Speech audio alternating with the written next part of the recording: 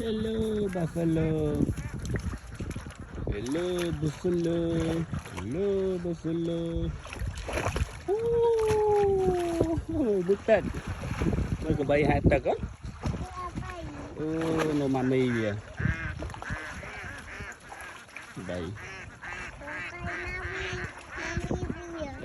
Mami kìa. Mami bia nên.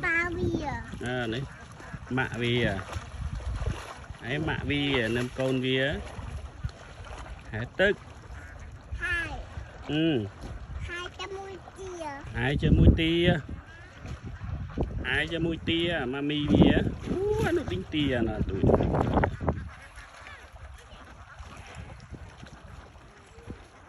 Vì nhằm ta cuôn.